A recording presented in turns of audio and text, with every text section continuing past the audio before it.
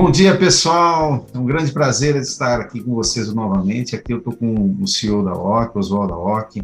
Oswaldo, bom dia, como é que tá? Tudo bem? Bom dia, tudo bom?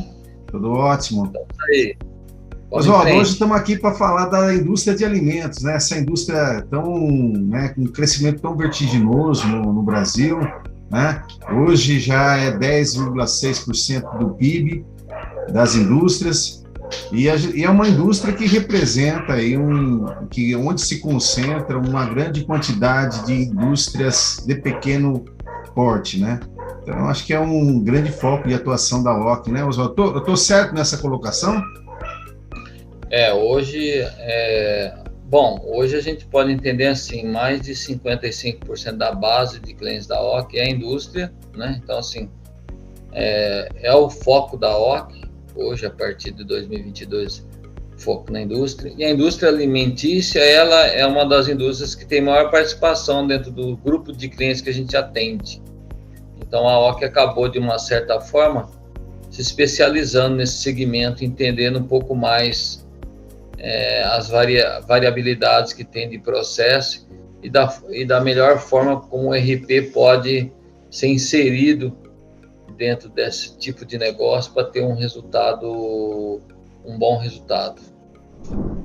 Oswaldo, dentro dessa indústria, né, da indústria de alimentos, a gente vê aí que ela tem umas características bastante específicas, né? Então, não é qualquer RP que atende uma indústria de alimento, né? Então, às vezes, o cara tem um sistema que atende muito bem o segmento, por exemplo, metal mecânico, mas quando vai colocar para uma indústria, né, o negócio complica, né? Então, quais características, né, a gente tem num segmento de alimentos que, por outro lado, o sistema de RP teria que ter para poder se adequar, né, a atender de forma adequada essas indústrias? Bom, na verdade, a indústria de alimentos tem algumas características que a gente julga como importantes, são pilares de qualquer RP que vai ser implantado, né? Primeiro, assim, eles trabalham com matéria-prima bastante perecível, né? Isso significa o quê? Que o RP tem que ter um controle de validade muito robusto, né? Para poder garantir que ele não tenha perda por questão de estoques, mercadorias paradas no estoque por muito tempo. Do outro lado, ele também precisa ter um controle do que entra e do que sai, os que vão vencer antes, retirar antes, consumir antes, e os que vão vencer depois, retirar depois. Esse controle do FIFO é muito importante, isso é feito através de controle de lotes.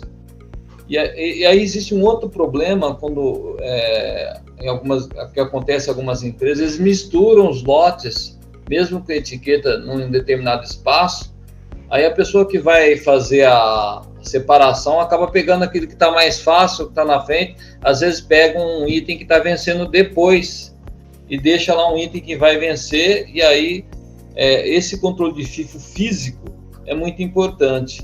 E aí, na realidade, o RP também é importante, ele tem um controle de endereçamento, que é comum fazer, ter um endereçamento lógico separado por lote. Então, quando eu vou retirar o lote A1, eu vou lá no endereço 3B, por exemplo, do sistema. Então, não tem como retirar fisicamente um item errado da prateleira para poder consumir, né? Outra questão que é muito comum também nesse segmento é uma conversão bem grande de unidades, né? Então, você tem peso que é manipulado em volume, volume que é manipulado em peso, pacote que vira quilo, o que vira volume. Então, o sistema tem que ter um sistema de conversão e até permitir fator de densidade na conversão de unidade. Então, porque se ele não tiver um tratamento de conversão de unidade preciso, ele começa a ter diferenças no estoque, né? Na medida que vai consumindo, a diferença vai aumentando, né?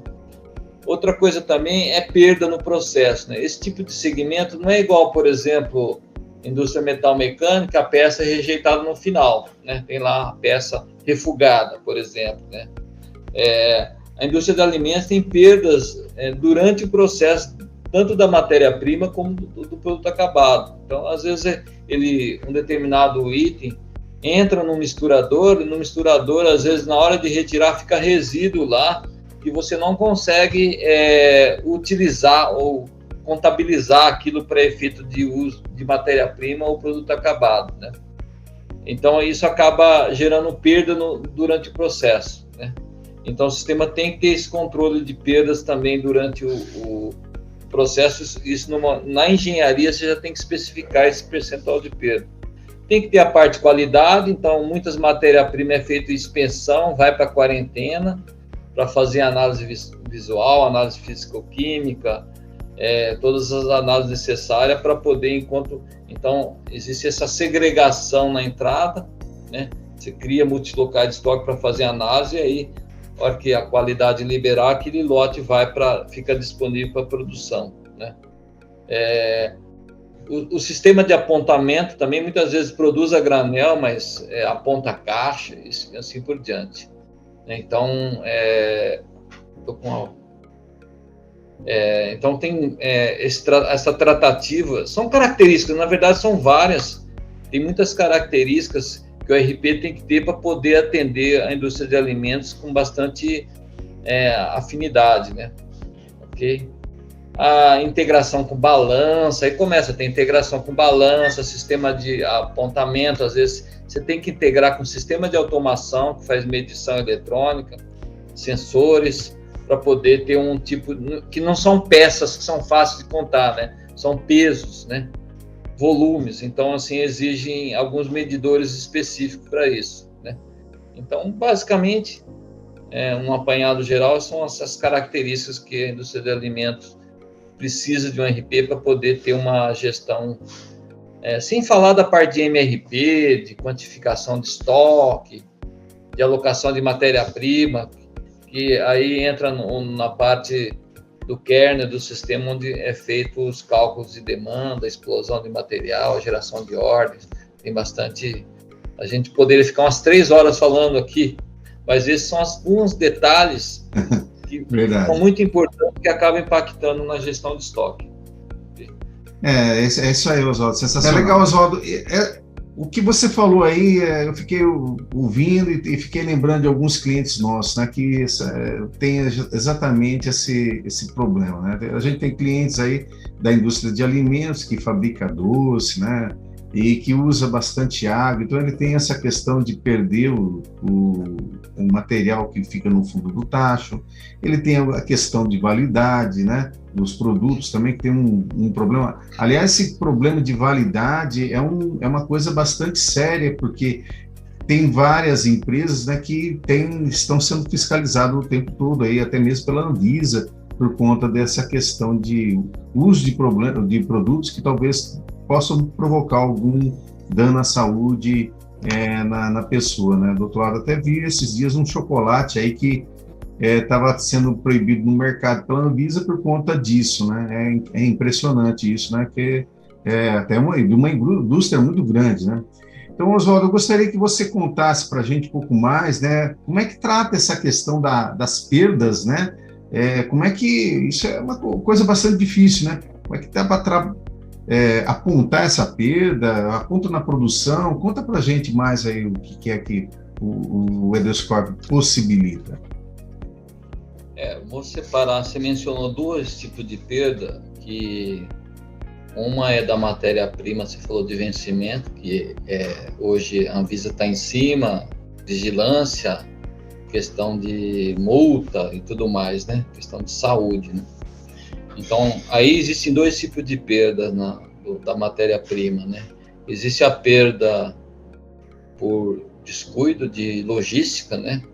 Por mau controle da logística, onde você movimenta o material mais recente comprado, com vencimento mais para frente, e aí esquece o material lá no fundo do container com vencimento mais próximo, e aí quando você vai ver, já venceu, né?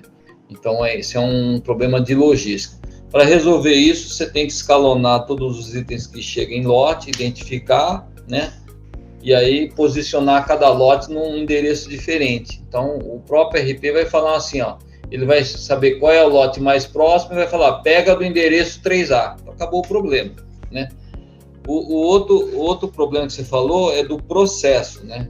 Então, é aquele item que evapora, é aquele item que fica no fundo do tacho, que a gente chama de perda natural do processo, né?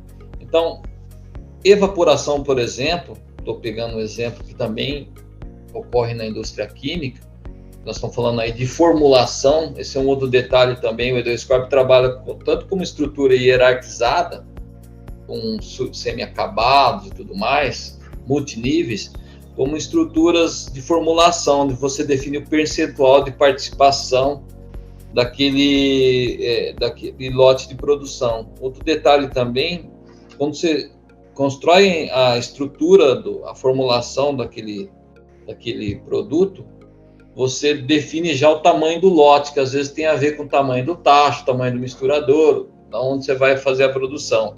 Então, você faz a formulação para aquela quantidade, sei lá, tantos litros ou tantos metros cúbicos, tantos centímetros cúbicos, você faz aquela formulação para uma que a gente chama de lote padrão, né, daquele material. E quando você tem perda natural no processo, tipo evaporação, na formulação você já tem que falar assim, esse líquido aqui, eu tenho perda e eu posso, para um tipo de material, tipo de formulação, eu posso ter 110%, por exemplo.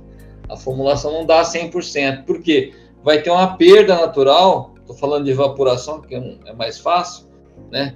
E eu tenho que prever que o material, ele vai para mim ter 1 quilo na formulação, dentro da formulação, eu vou ter que colocar lá 1,50 kg, 1,100 kg, né? Então, o próprio RP, quando você coloca o percentual, ele já na hora de movimentar, eu quero 1 quilo daquele farinha, ele vai movimentar 1,1 kg já, né? Para poder entrar na formulação, porque ele sabe que vai haver essa perda natural, que é a perda no processo, né? Esses são os tipos de perda mais comum do processo de matéria-prima. Produto acabado também ocorre perda por vencimento. Aí tem um outro lado também, que é a gestão do estoque, né? Além dessas questões de perda, tem a questão da gestão do estoque.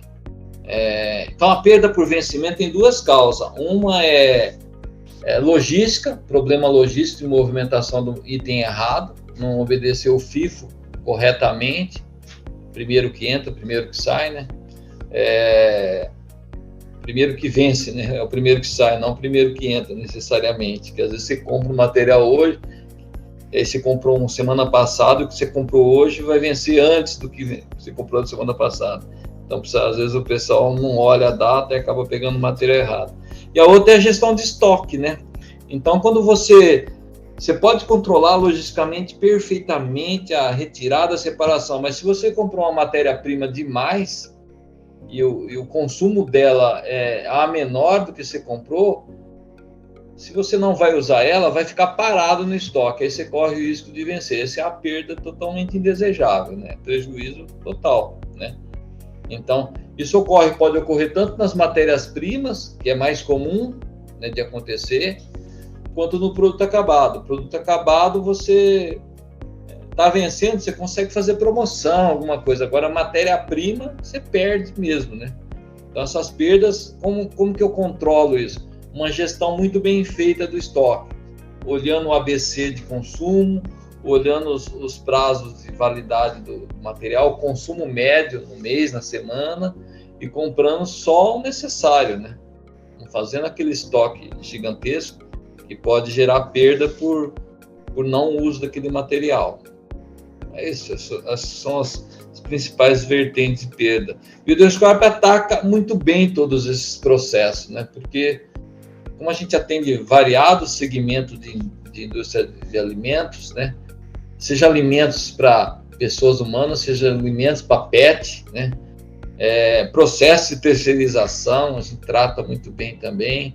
Então, tudo isso. Na terceirização tem perda, né? Você manda para um terceirizado, tem perda, essa perda tem que voltar, tem que abater no estoque, entrar para os custos do material.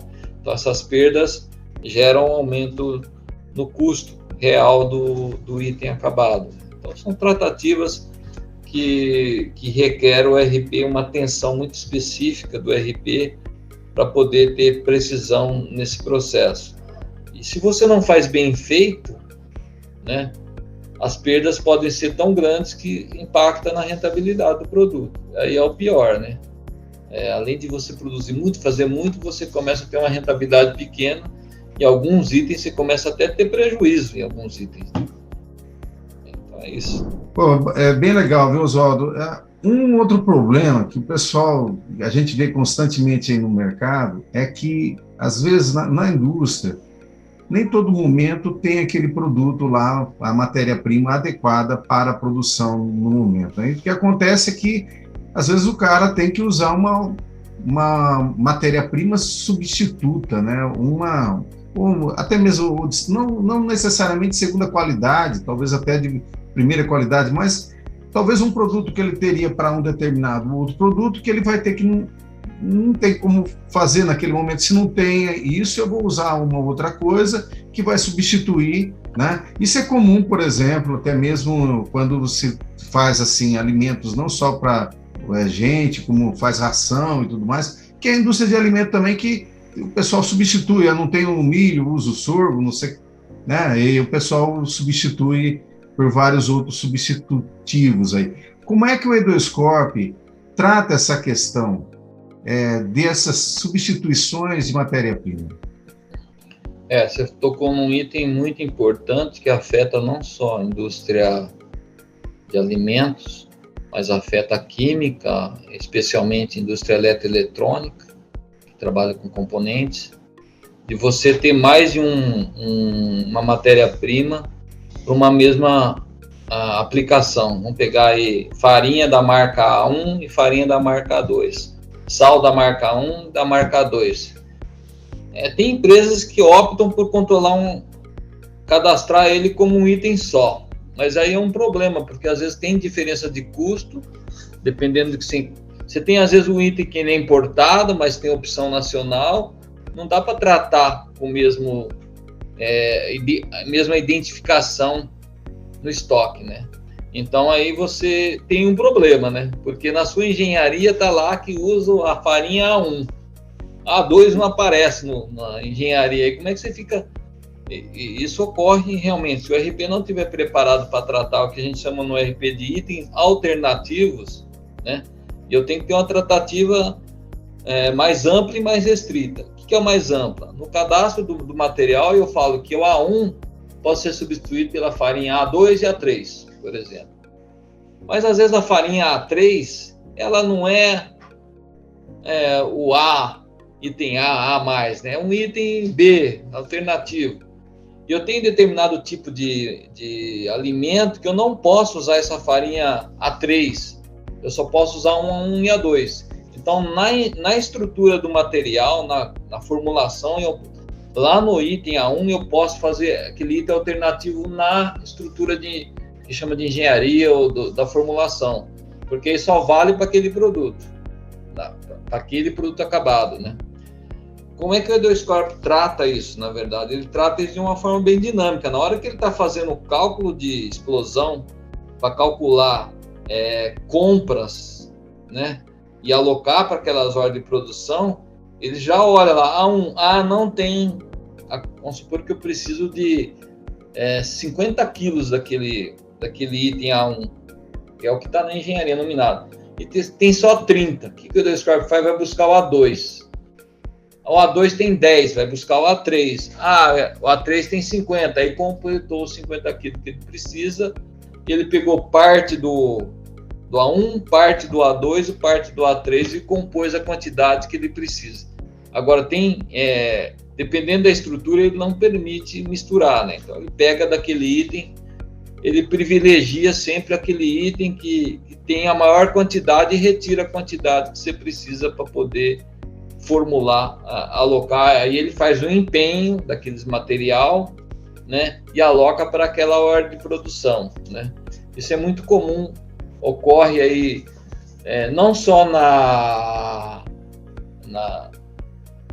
durante a produção, mas na compra também. Você vai comprar, vou comprar farinha, né? Eu tenho 3 farinhas cadastradas lá. Então, esses itens são equivalentes. Então, o Endoscope vai tratar aquela coisa como um estoque só, na verdade, né? Se no cadastro de produto eles forem equivalentes, e eu precisar comprar farinha, eu não vou repor as quantidades do A1, A2, A3. Eu vou olhar aquilo e tratar como alternativo e comprar a demanda necessária de farinha, né? Isso é um item comum, ele é complexo internamente o cálculo, eu tenho que ficar tratando isso dinamicamente, tanto durante o processo de cálculo de compra, como na parte do cálculo do plano de produção, na hora de fazer os empenhos aí dos materiais, né? Então, é um item bastante interessante, que às vezes, se não tiver uma tratativa muito boa, você acaba tendo sobra de um determinado alternativo no estoque, né? Ou comprando demais, comprou a farinha A2 e tinha um monte de A3 parado no estoque. E acaba perdendo, né? Acaba perdendo. Isso também acaba gerando perda, né? De forma indireta, mas gera perda também. Bacana, Oswaldo. Oswaldo, você falou aí da explosão das matérias-primas, né, do sistema ir lá e verificar que matéria-prima que ele precisa para determinada ordem, na compras também, né? Agora eu vou levar para você mais um pepino aí, que a gente às vezes se depara aí né, essas coisas.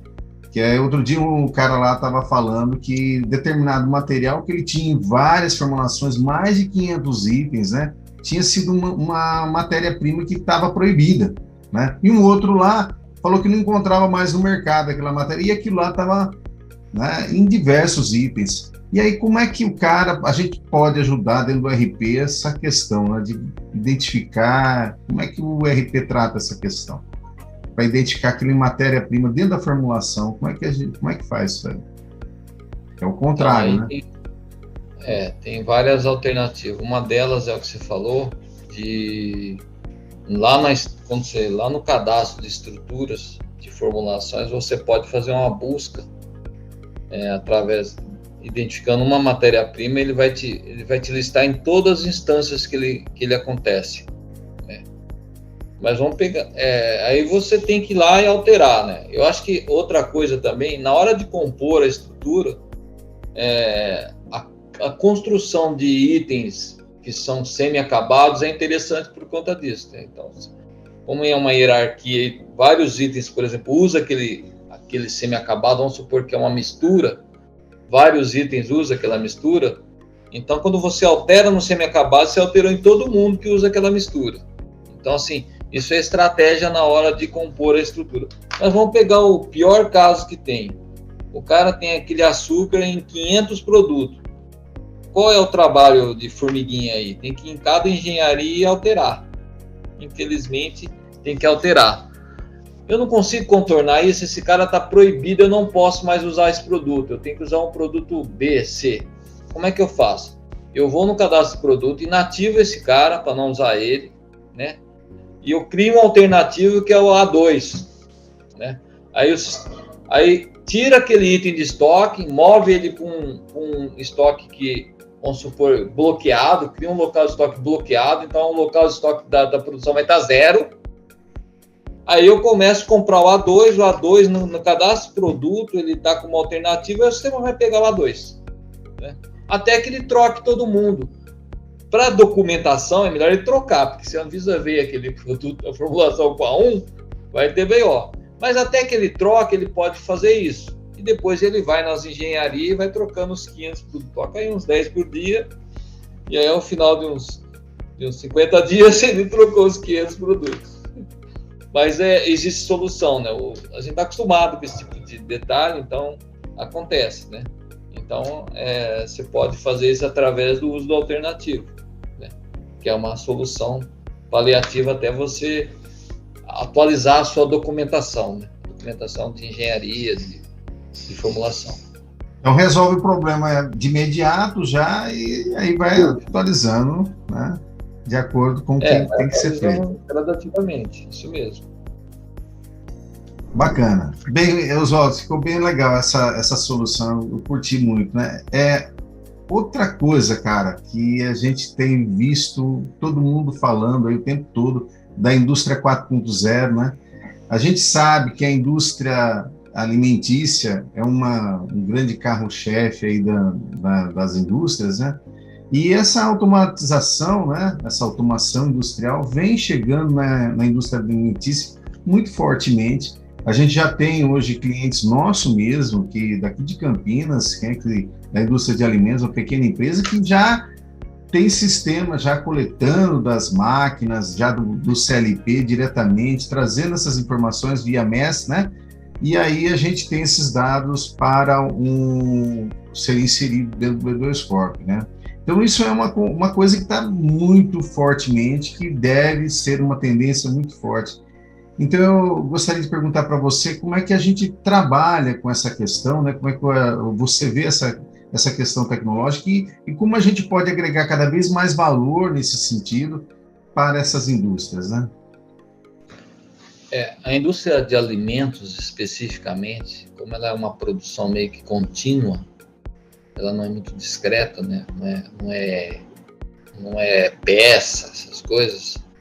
Então, ela tem uma medição, seja a medição na entrada da matéria-prima ou na saída do produto acabado, é uma medição complexa, porque às vezes envolve peso, né? E às vezes ele faz uma produção em volumes contínuos e é difícil de fazer essa medição de forma precisa. Então, é comum hoje as indústrias de alimento colocarem algum tipo de automação, seja para ler balança, seja para contagem de pacotes de alimentos, que às vezes é uma quantidade grande, né? Então, o uso de sistema de MES, que é Manufacturing Execution System, na verdade são sensores que você pode estar lendo de forma em tempo real, e ele vai fazendo a coleta de dados. O sensor pode, por exemplo, medir o corte ali do pacote, ele está medindo a quantidade de pacotinhos sendo produzido. Ou ele está lendo a balança, ou está lendo algum elemento elétrico, quando gera pulso, por exemplo, gera uma contagem. Então, tem várias... Isso tudo, hoje, ele já é possível se integrar ao ERP, né?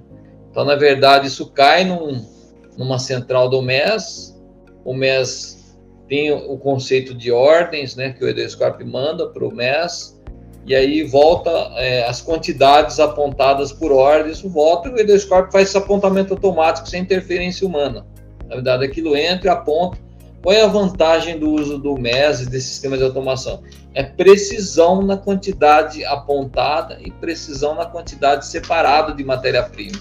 Se você integra com balanço, ou com máquina de corte, com máquina de empacotamento, você consegue ter precisão sem a questão do fator humano muito intenso ali, né? Que custa muito caro e não melhor e não traz uma precisão boa no processo de apontamento. Então, o uso do MES, o MES é um step antes da indústria 4.0, né? A indústria 4.0, que às vezes o pessoal fala em indústria 4.0 como o MES como indústria 4.0. A indústria 4.0 merece até um vídeo sobre isso, né? Mas ele é uma evolução do MES, né? O MES, ele tem uma tratativa de dados, ele mede lá os custos, mede perda, mede tempo de parada, e aquilo tudo pode ir para um painel, onde mede lá, tem uma série de indicadores de qualidade, né? Mas ele é da fábrica para o back-office, né? Esse é o MES, né? Então, a pessoa tem lá, enxerga a fábrica de forma online, o que está acontecendo, máquina parada, quanto está produzindo, operador, né? Tudo mais, né? E por decorrência, o B2Corp, o ERP puxa aquela informação e gera os apontamentos, seja de produção, seja de operação, pode ter apontamento de operação, também de forma automatizada, dentro de um processo integrado, né? Na indústria 4.0 existe no MES é uma coisa monodirecional, né? No indústria 4.0 ela é bidirecional, tipo assim, parou uma máquina, foi para o sistema lá de indústria 4.0, ele entende que parou, já entendeu a causa, ele já dispara um WhatsApp para o cara da manutenção, abre uma ordem de manutenção automaticamente e o cara já vai lá sem ninguém falar nada. É de forma automatizada, né? Então você tem ele toma, esse é o conceito da indústria 4.0, o uso de inteligência artificial. Ele começa a tomar decisões sem interferência humana. Então o futuro é o que já acontece na indústria automobilística, as fábricas mais autônomas, né? Em que você tem a indústria 4.0, um sistema com inteligência artificial.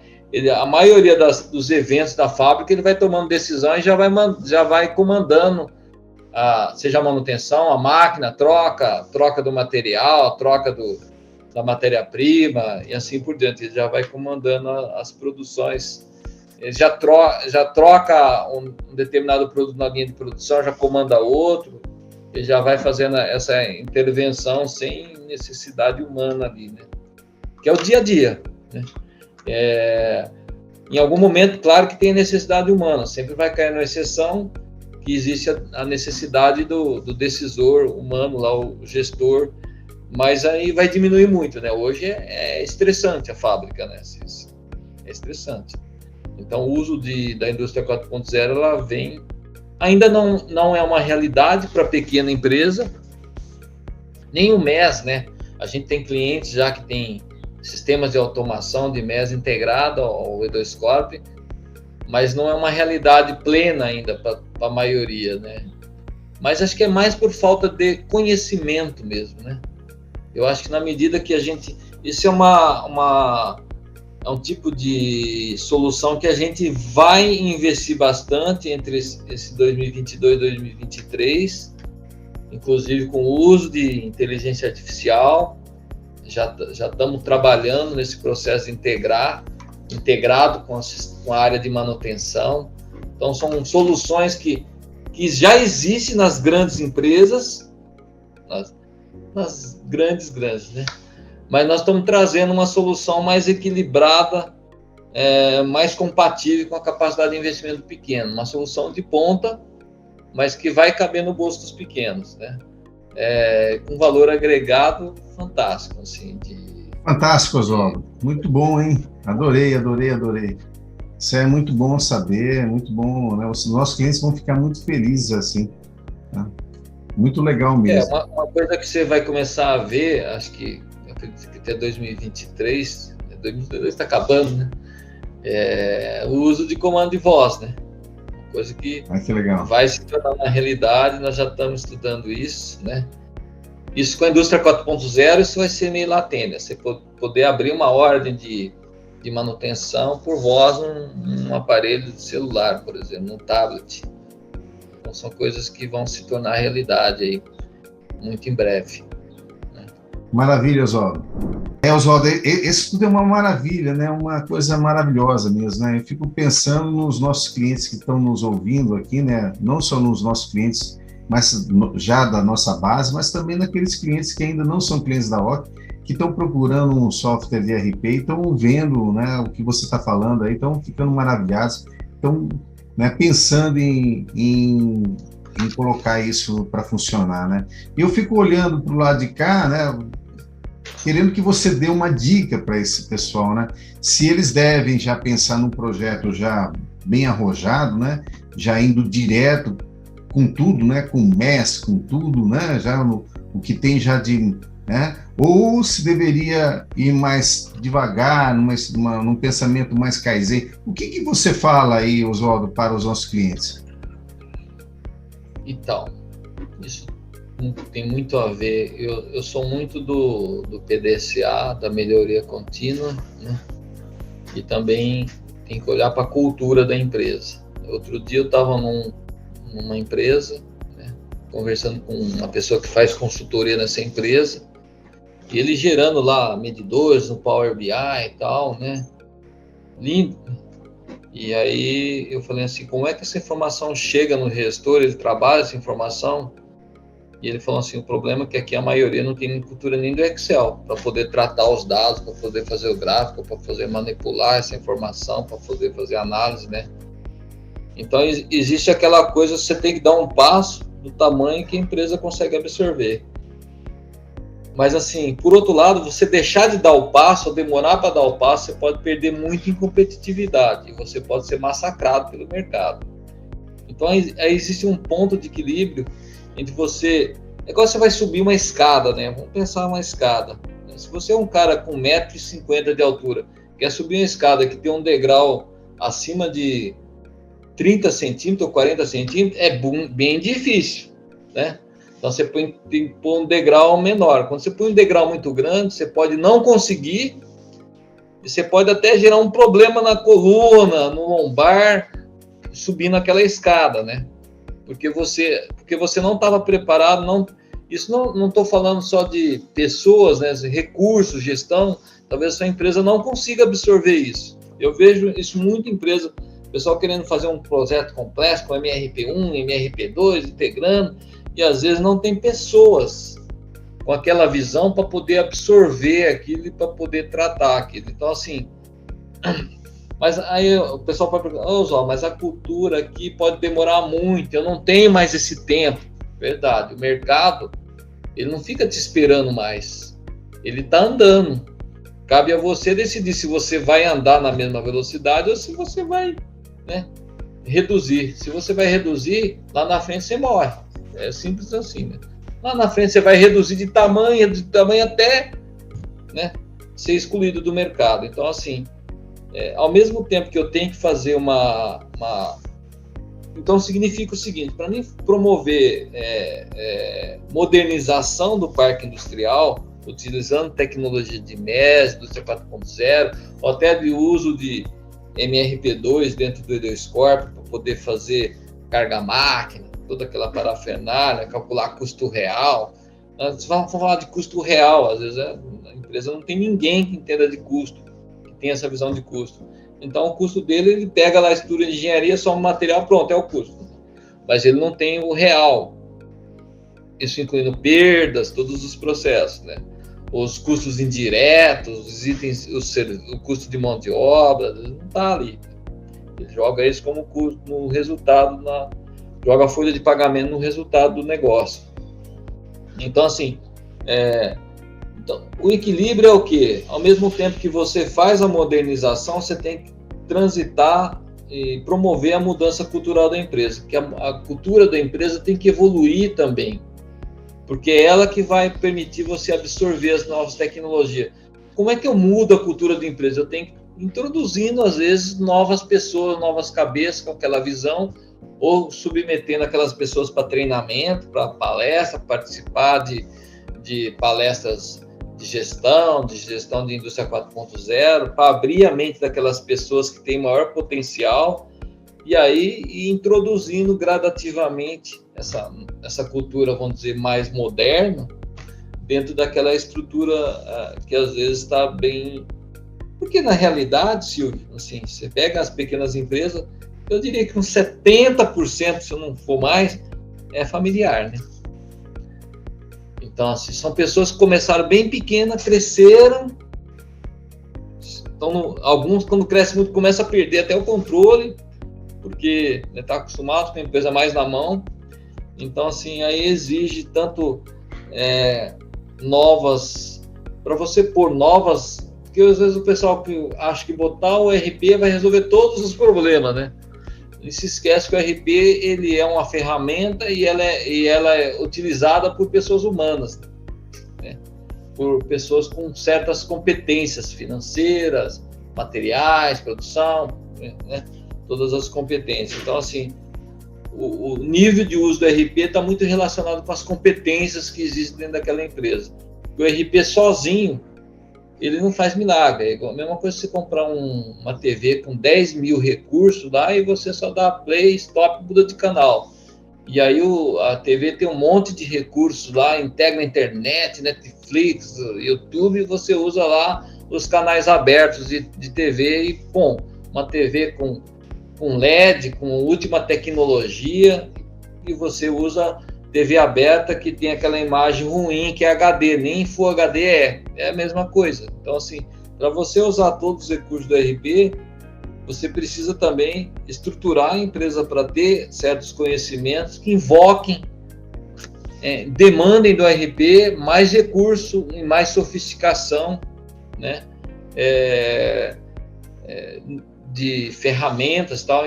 E a gente tem umas discrepâncias no nosso mercado, assim. Nós temos clientes que fazem a conta de padaria e utilizam o ERP, e tem aqueles caras que querem usar um BI lá, integrar com o Power BI, fazer análise. Nós temos as duas vertentes na nossa base, né? Ao mesmo tempo que eu tenho que atender esse cara, que é a grande maioria, eu tenho que atender... É a minoria, o pessoal que tem um gestor mais sofisticado, tem uma consultoria lá que faz as análises, quer trabalhar com um monte de números, né? O ERP, o E2Corp tem essa versatilidade, né? Quando ele não tem integração com aquilo, ele tem ferramentas que permitem integrar, né? Então, não dá para ter tudo pronto, porque esse mercado nosso ele tem uma diversificação cultural enorme, né? Então, cada um quer de uma forma diferente. Mas é isso que faz a versatilidade, a flexibilidade do E2Corp é que faz ele ter uma aderência fantástica nesse mercado de pequenas e médias empresas, né? Então, traduzindo nas suas palavras, a gente consegue modular esse degrau, né? Tanto para uma empresa maior como uma empresa menor, tanto colocando um degrau maior como um degrau menor. Só que, por um outro lado, as empresas do outro lado vão ter que ter essa gestão de competência, gestão de mudança, gestão da inovação, sendo tratada dentro da empresa, né, como eu vou dizer assim, como uma disciplina à parte, né, que ela vai ter que estar botando foco nisso, que isso, na verdade, é cultura, é gestão gestão de mudança, não é o ERP em si, né, e ele vai precisar de estar tratando isso daí, botando pessoas em cima disso, talvez até contratando consultoria à parte, né, consultoria de processo para isso, né, Oswaldo? É isso daí que é legal, né? Então, quer dizer, é bastante legal os nossos clientes ouvirem você dizer isso daí, que a gente está pronto para atender, então, dentro desses, né, desses níveis, né? Vamos dar um exemplo assim básico, assim, né? Você tem dentro do ERP, desde aquele, vamos pegar o financeiro, desde aquele controle de título, baixa de título, saldo de título, conta corrente, e aí você sobe um nível, você tem rateio por cento de custos, você começa a tratar o plano de conta financeiro, gerencial, para ter a totalização por conta financeira e por cento de custo. E se você sobe mais um nível e começa a olhar DRE, né, tratativa de análise financeira, custos, né? E aí você começa, então são níveis que o E2Corp vai alcançando, mas a gente sabe que a maioria fica nesse nível ainda do básico para o médio, né? Onde fica 70%, 80% dos clientes do básico até o médio. Do médio para o nível mais elevado, que o cara vai tratar custeios, assim, vamos dizer que é uns 10%, 15%, né, que trata. Que a pequena empresa ainda corre atrás o dia a dia dela, é o dia a dia mais de fazer, né? A gestão ainda às vezes fica meio de lado, né? Aí quando a empresa estrutura, ela pode se dar o luxo de contratar uma consultoria para fazer esse trabalho. Mas se ela não pôr gente, a hora que a consultoria vai embora, aquele trabalho para. Então, que acontece Exatamente. Muito, né? A consultoria faz um super trabalho e tal, terminou, sai, não tem ninguém para tocar aquilo, aquele trabalho morre. Né? Exatamente. Então, tem que deixar o legado, né, Oswaldo? Tem que deixar o legado. Então, assim, exatamente. O ERP ele é uma ferramenta e o E2Corp tem essa versatilidade, né? Ele consegue atingir uma inclinação de necessidade bastante elevada, né? Não digo que ele atende um nível muito elevado, porque assim são níveis de gestão que você não encontra na pequena e média, então eu não preciso ter isso dentro do E2Corp, mas aquilo que a pequena e média demanda, 80%, 90% que ela demanda, tem lá na estrutura. Às vezes precisa fazer algum trabalho para chegar naquele modelo que o cliente quer, mas ele tem lá uma engrenagem muito robusta para compor o Lego e chegar naquele que o cliente precisa, né? Porque as análises, às vezes muitos clientes gostam que geram uma planilha num determinado formato, né? Os tipos de análises que são feitas tem muito a ver com a cultura da empresa, então você não consegue mudar aquele modelo de planilha. Então não é uma planilha que você tem pronta no RP, nunca vai ter, mas é uma planilha que o RP consegue te gerar. Esse aqui é o mais importante. E mesmo essa cultura de querer exatamente manter-se naquele mesmo status, né, anterior, é perigosa, né? Porque o cara não quer sair da planilha, o cara não quer sair do status atual, mesmo do RP. Ele vai se contentando com aquilo lá e não evolui, né? E, na verdade, quando dentro do próprio RP tem tantos recursos para que o cara possa evoluir, né? Mas é uma questão de mudança, né? O uso de planilha é comum, né? Quando os gestores têm essa cultura de fazer análise, porque a planilha é muito versátil, né? Diga-se de passagem. Mas aquele número tem que vir do RP. Não adianta eu montar o número da planilha. Se o RP der aquele número e te gerar uma planilha Excel lá pronta, eu já economizei um tempo absurdo dele, né? Porque o tempo que ele gasta não é na análise ali, é montando a planilha.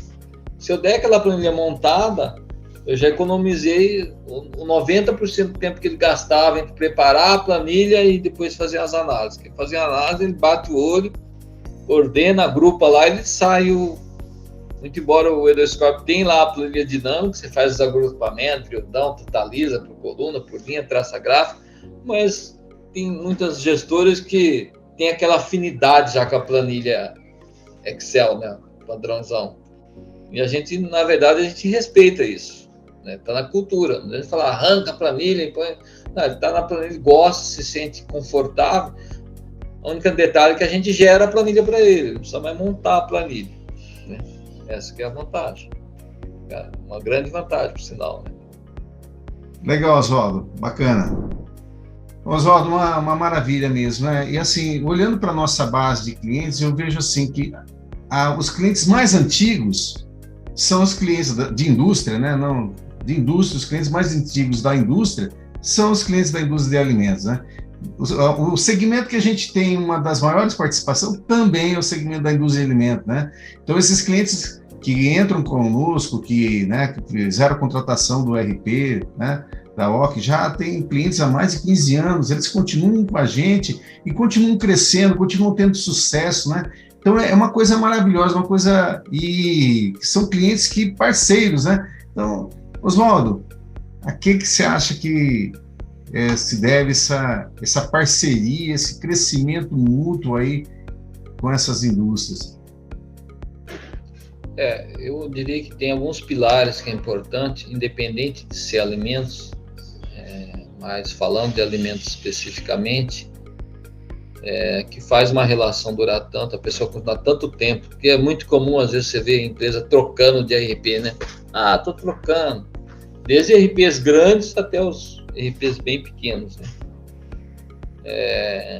Porque chega uma hora que, às vezes, a empresa não atende de alguma forma, né? Não atende, já não atende mais, né? Ou está muito caro, a gente vê isso muito comum, né? No grande está muito caro, demora para atender, e o pequeno já não atende mais, né? O Edoscope, ele tem uma característica que ele tem uma folga, né? Ele evolui um pouco à frente da necessidade do cliente, né? Claro que vou falar que ele atende 100%, não atendo, nem o SAP atende 100% um segmento, né? Mas ele tem uma folga, assim, eu diria assim, o que é essa folga? Vamos pensar assim, ele tem um nível o RP, vamos supor que o RP desce um nível de competência, e vamos dizer assim que 80% dos clientes usa 60%, 50%. Ainda tem uma folga aí, percebe para o cara crescer e evoluir, né? Então, primeiro ponto, acho que é o compromisso, né? O que faz durar uma relação muito tempo é o compromisso. É o compromisso de atender aquele cliente e levar até as últimas consequências para atendê-lo da melhor forma possível. Só o compromisso, às vezes, não é suficiente. Você tem que ter capacidade de evolução, de inovação. Então, assim, vamos pegar hoje, por exemplo. A gente tem vários clientes, vamos supor que 70% está em cloud, né? Usa lá o ERP numa estrutura cloud. A nossa estrutura hoje ela é superdimensionada para a necessidade, até para as exigências do cliente. A gente está numa estrutura Prime, estrutura que grandes empresas utilizam, né? Nós estamos dentro de uma Oracle, todos os clientes, estrutura de banco, cliente-servidor, com segurança, com balanceamento de carga, uma estrutura que eles não imaginam o grau de complexidade que é esse portal da Oracle. Ele só clica, entra no ERP, mas ele não sabe o motor que tem por trás, que é um motor ultra sofisticado e complexo, né? Tanto é que toda a parte de controle e gestão tecnológica do portal, nós contratamos uma empresa para cuidar disso, que nem nós tínhamos essa competência. Então, tem que ter essa evolução. Outra questão é a capacidade da OC de entender e interagir com o cliente, entender a necessidade, que é o que você falou aí da troca, né? Da troca, tanto de um lado a gente pegar as melhores práticas e levar para o cliente e ao mesmo tempo ir no cliente entender que ele tem uma necessidade diferente dos demais, né? E muitas delas a gente acaba trazendo para dentro do ERP, uma forma de dar mais competência ao ERP, vamos dizer assim, e de atender aquele cliente de uma forma nativa. Em alguns casos é muito específico, eu vou lá, na mesma forma eu entendo, mas o ERP entra com a estrutura dela, que é fantástica, né? De trazer um nível de personalização muito robusto para ele, usando todas as ferramentas que a gente tem de customização. E, diga-se de passagem, o E2 Corp está entre as melhores, se eu pegar estruturas de ERP, de back-office para customização, está entre as melhores do mercado. Isso eu coloco as grandes juntos, não coloco só as pequenas, né? Tem uma estrutura muito robusta por trás, né? Então, esses 3 pilares, acho que, entre vários outros, né? Compromisso, a capacidade de evolução, inovação do produto, que vem crescendo, né? E a troca, né? Essa troca que tem a ver com trazer a experiência do cliente na ponta para dentro do ERP e levar a nossa experiência, que a gente enxerga o mercado como um todo, não só de alimentos, indústria metal, mecânica, química, e leva um pouco dessa experiência para o cliente lá que está há muito tempo também na base. Então, essa troca faz com que ele sinta um pouco mais de segurança e continue apostando, porque, assim, problemas, estresses, sempre vão ter. Isso em qualquer RP, qualquer. Eu conheço clientes com grandes RPs, eu tinha conhecidos que estavam dentro de, não vou falar empresas, grandes multinacionais com SAP, com outros RPs robustos, os estresses continuam, os problemas continuam. Então, assim, o que pesa nessa hora? O compromisso, né, de você acessar a OC, falar com as pessoas, os gestores, até com o dono da empresa. Com a SAP você não consegue falar com o dono, né? Mas até falar com o dono, de chegar numa solução, de reclamar, bater o pé e encontrar uma solução. Isso a OC tem preservou embora a OC tenha no tempo crescido, ela preservou esse nível de acesso, né, do cliente com os gerentes, com diretoria. Então isso faz com que isso é parceria, né, Silvio?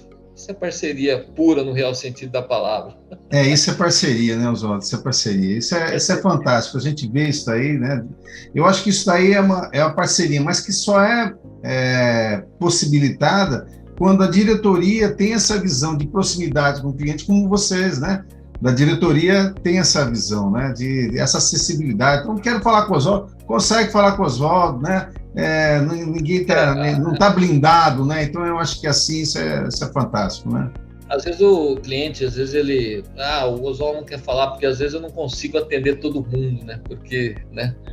Mas tenho certeza, assim, que eu sempre estou sabendo o que acontece, porque isso sobe para o nível pro técnico, sobe para o gerente, e aí o gerente chega no Oswaldo e cutuca. Sempre chega, né? E às vezes a solução é dada nessa conversa entre gerência e diretoria, desce para o cliente, ele nem sabe que a diretoria esteve envolvida, mas certamente nos problemas mais críticos a gente sempre está se envolvendo. Em alguns casos a gente tem envolvimento direto, né? A gente tem alguns clientes que a gente tem envolvimento direto, que manda lá a mensagem do WhatsApp no domingo, semana à noite, né? E eu respondo muito rápido. Eu não gosto de deixar ninguém esperando. Quando eu tenho a resposta, eu respondo muito rápido. Mas, infelizmente, não dá para atender todo mundo e não dá para ter essa interação. Mas, assim, de forma indireta, sempre quando necessário, eu atendo todo mundo.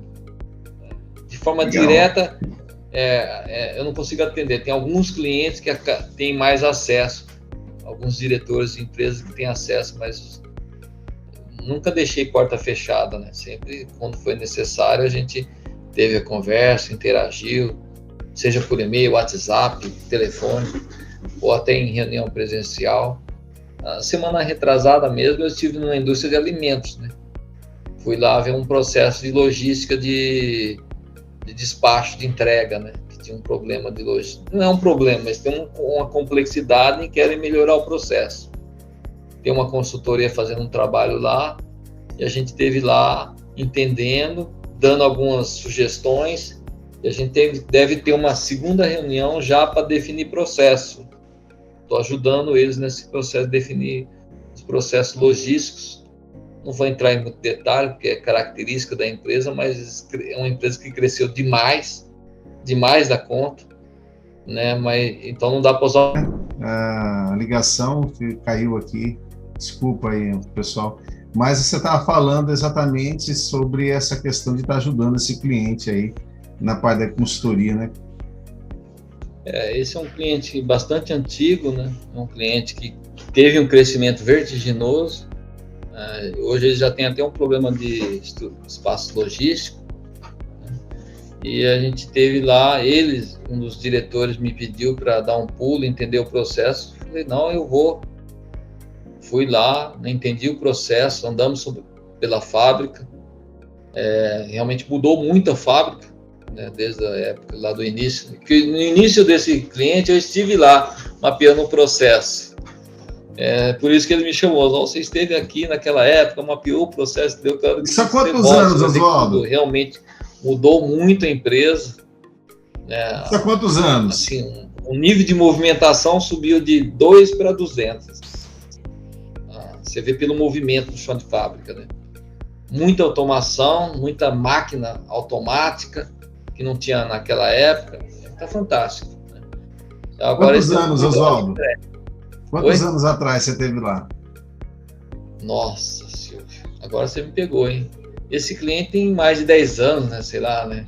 Bem no início, na época que eles foram comprar o ERP, né? Eles estavam analisando outros players até maiores, né?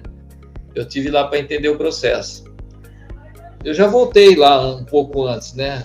No ano passado, no início desse ano eu estive lá para olhar um outro setor, e dessa vez eu fui lá para ver a parte logística, né? De carga, descarga, separação de mercadoria, integração com faturamento. Então a gente está estudando algumas alternativas interessantes lá, que vai dar um ganho de produtividade bastante interessante. E estão com problema também de garantir a quantidade do que é pedido, do que é entregue, essas coisas todas, né? Problema de falta, então às vezes tem produto que não tem para todo mundo, que é mesmo, tem produto lá que roda 24 horas e não atende a demanda. É um problema bom, né?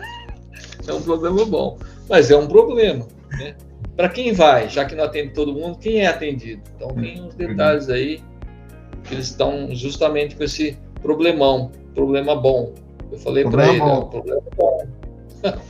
Mas é um problema. Tá com esse problema, né, Oswaldo? Mas a indústria de alimentos, ela está alavancada, né? Está alavancada, né? Está bem alavancada. De alimentos. Bom, Brasil, o que é o Brasil, né? O Brasil é agro. O que é agro? Produção de agroalimento, né? É aquela história que a gente alimenta mais de 1 bilhão de pessoas no mundo, fora o Brasil. Isso a nossa indústria de alimentos, ela é forte. Eu pegando um dado aí, 15% da indústria de alimento, 16% do total das exportações brasileiras, né, da indústria são da indústria de alimentos, ó. 16% é bastante, cara. Quer dizer, mas poderia ser até mais, né? Eu penso que poderia até, com uma superprodução e tudo mais, a gente pode ser até maior do que isso, tem espaço aí bastante, né? O Brasil ainda é um produto muito, é um país muito de commodity, né? Então, ele exporta muito in natura, né? Importa muito in natura. Precisa agregar mais valor, industrializar e vender o produto industrializado, né? Aí tem um potencial enorme, né, de atendimento de produtos já semi-industrializados ou industrializados para fornecer para o resto do mundo, porque a gente fornece muito in natura, isso é verdade, a gente é campeão. Mas, assim, produto industrializado ainda tem muito para desenvolver, tem um potencial de mercado, de crescimento absurdo. E na de alimentos, eu acho que é um dos maiores potenciais para exportação também, né? Se a gente pensar ela certamente poderia estar, né? Eu acho que assim tem muito espaço aí, né, para a gente crescer aí por aí. Eu acho que a indústria de alimentos vai passar muito por um processo como passou na indústria agro, por processo de automação, né? Sim, com certeza. Hoje na indústria de agro, o cara tem que um cara para operar uma colheitadeira, ele tem que ser um especialista quase, né, de operação, né? Eu acho que assim vai... Então, quem opera aquelas colheitadeiras toda automatizada é engenheiro, né? É um detalhe. É complicado. Bacana. Mas não é cabine com ar-condicionado, é outro nível. Outra estrutura, né? Outra estrutura. Agora já tem máquinas no agro que ninguém está na máquina, né? Por GPS ele faz o trajeto e vai fazendo, né? Maravilhoso. Né? É uma maravilha, viu? Muito, muito lindo, né? Muito lindo. Hoje ele está voando, né?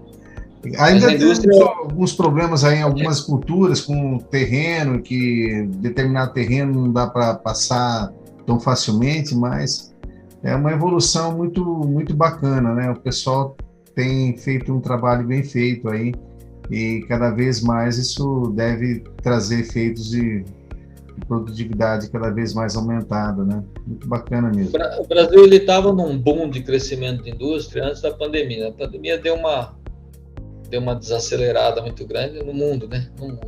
Ele desequilibrou todos os processos. Não só o Brasil, né? O mundo todo, né, Oswaldo? O mundo todo, né? Eu acho que o Brasil ele está naquela ponto de subida bastante interessante. Sim, com certeza. O Brasil hoje ele está com uma grande oportunidade de subir e está entre os 5 países mais ricos do mundo. Exatamente. De 5 a 10 anos, nós vamos ser um dos países mais ricos do mundo. Com certeza. Se souberem utilizar as oportunidades, né? Com certeza. Eu acho que é uma coisa que...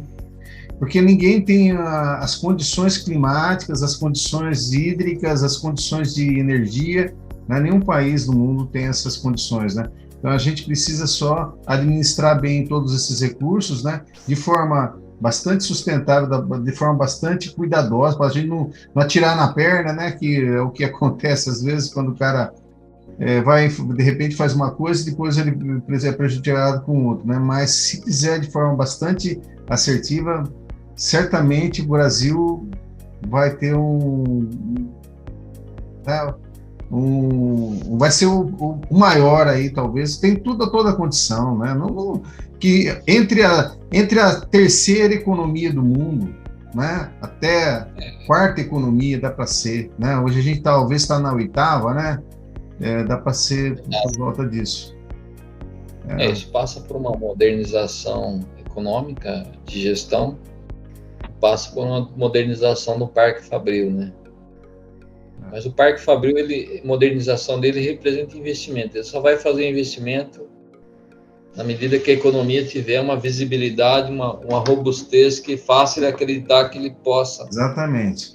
Botar muito dinheiro para colher lá na frente. Então, o Brasil está quase chegando nesse ponto aí, né? Eu acho que... Também acredito nisso, Oswaldo. Nós estamos muito bem, na verdade. Pós-pandemia, nós estamos muito bem, para falar a verdade. Se a gente comparar com outros países, a gente superou muito bem, né? Europa e tudo mais, o pessoal na Europa com guerra lá do lado, né? Com um problema muito sério lá, nos Estados Unidos a inflação alta, né? E aqui no Brasil a gente tem os nossos problemas, tem problemas, mas a gente tem uma oportunidade bastante grande aí. A gente tem uma bênção muito grande aí, né, de recursos naturais, de sol, de chuva e tudo mais. Acho que fantástico. Temos que aproveitar enquanto tem. Exatamente.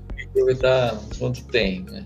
Oswaldo, vamos dar um alô final aí para o pessoal. O que você quer dar dar de um tchau para o pessoal? O que você quer falar para eles agora? Bom, falar que o nosso compromisso com esse mercado continua firme e forte, né? Que a questão do MES, Indústria 4.0, está no nosso radar, é uma das prioridades daqui para frente, né? Isso passa pela evolução do produto, né? A questão da troca, isso já existe os mecanismos da OC de troca, tanto com a sua área, que é o pós-venda, de forma direta ou indireta com a diretoria, essa troca existe, é constante, né? Dentro do produto. Então é isso. Agora em frente, né? Em frente, estamos juntos, né? Para que esses clientes precisarem, né? E é o foco da OC, né? É a indústria, e alimentos é um setor para a gente bastante estratégico de negócio. Então é um mercado que a gente quer apostar e quer evoluir bastante para ter cada vez uma solução mais completa e mais afinada e mais alinhada com a cultura desse mercado. Legal, Oswaldo. E, pessoal, vocês que estão assistindo o nosso canal, né, que estão gostando do que está sendo falado aqui, a gente faz um convite que se inscrevam aí no canal, né, porque isso é importante, porque assim vocês vão receber essas notícias e conteúdos que a gente está gerando, né, constantemente. E a gente, fiquem atentos aí que a gente vai ter vários outros conteúdos, né, então o próximo conteúdo é como implementar um projeto de RP enxuto, né, então aqueles que estão pensando em implementar um projeto de RP enxuto, tem uma grande oportunidade aí, né, de estar vendo esse bate-papo nosso aí sobre isso aí, né, pessoal? E assim a gente quer deixar aqui um grande abraço para vocês e até mais. Muito obrigado pela audiência. Isso aí, pessoal. Vamos em frente, vamos em frente. Bacana. Tudo de bom.